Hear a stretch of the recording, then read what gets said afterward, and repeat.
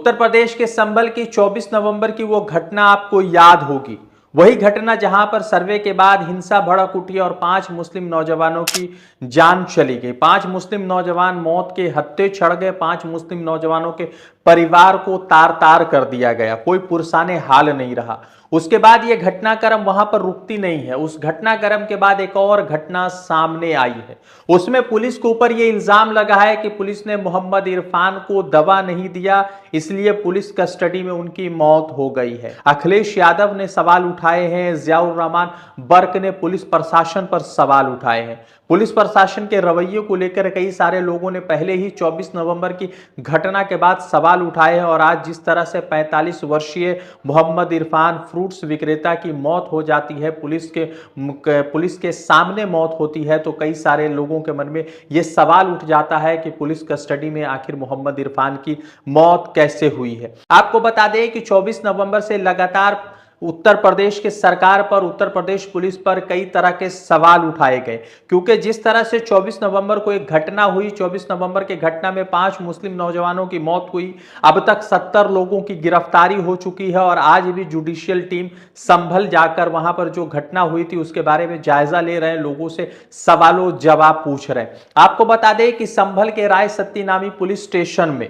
एक मामला दर्ज होता है मोहम्मद इरफान के खिलाफ। मोहम्मद इरफान के खिलाफ मामला यह दर्ज होता है कि उन्होंने बहन के प्रॉपर्टी में कुछ गबन किया है, कुछ पैसे का लेन देन का मामला सामने आता है। फिर मोहम्मद इरफान को रायसत्ती पुलिस स्टेशन से उसे आवाज दी जाती है, बुलाया जाता है, फिर पुलिस उनके घर आती है, उनको जो है ले जाती है पूछताछ के लिए। अब पूछताछ के लिए ले जाती है, उसी बीच कुछ ही घंटा बाद एक खबर यह आती है कि मोहम्मद इरफान की मौत हो गई है। एसपी साहब कह रहे हैं कि दिल की धड़कन रुकने की वजह से मौत हो गई है। उनके बेटे उस्मान रजा की तरफ से यह कहा जा रहा है कि पापा को दवाई नहीं दी गई। हालांकि पुलिस यह कह रही है कि दवा दी गई, उनके बेटे वहां पर मौजूद है, पुलिस स्टेशन में सीसीटीवी कैमरा लगा हुआ है।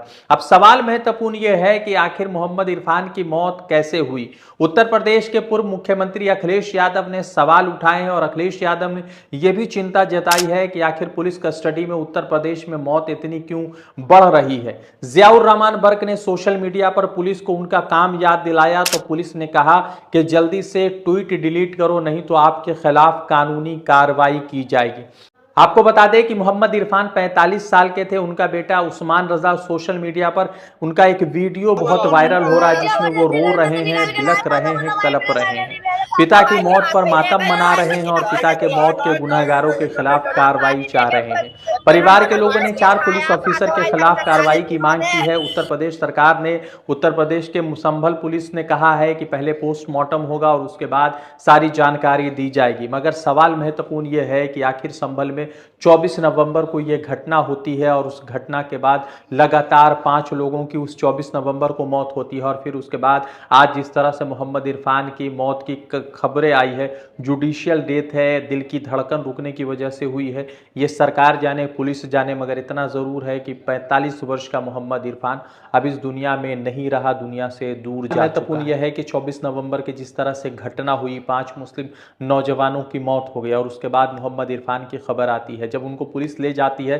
तो वो अपने कदमों से चलकर जाते हैं, मगर जब घर वापस आते हैं तो कफन में लिपटे हुए घर वापस आते हैं। उत्तर प्रदेश की प्रशासन पर, उनकी सरकार पर कई तरह के सवाल उठते रहे हैं, पक्षपात के सवाल उठते रहे, मगर उन सवालों के बीच में कभी भी मुस्लिम नौजवानों की मौत का जो मामला है वो क्लियर नहीं हुआ। कई ये खबरें आई थी CNRC के वक्त में, जहां पर मुस्लिम नौजवानों के इनकाउंटर की खबरें जोर से जो है सोशल मीडिया पर वायरल हुई थी, मगर उसके बावजूद किसी भी इस तरह के मामले में किसी पुलिस वाले के खिलाफ ठोस कार्रवाई की कोई खबरें नहीं हमारे सामने आई। अब देखना यह है कि इस पूरे घटनाक्रम में सोशल मीडिया पर तो लोग सवाल उठा रहे हैं उत्तर प्रदेश सरकार के खिलाफ, उत्तर प्रदेश पुलिस के खिलाफ, मगर सवाल यह है कि पोस्टमार्टम में क्या कुछ रिपोर्ट आता है, क्योंकि योगी पुलिस के ऊपर जैसे ही मुख्तार और फिर उसके बाद अतीक अहमद और मोहम्मद अशरफ की मौत की खबरें आती है तो योगी पुलिस के ऊपर पक्षपात के लगातार आरोप लगते रहे हैं और जिस तरह से मोहम्मद इरफान की मौत की खबर सामने आई उसने भी कई तरह के सवाल खड़े कर दिए हैं।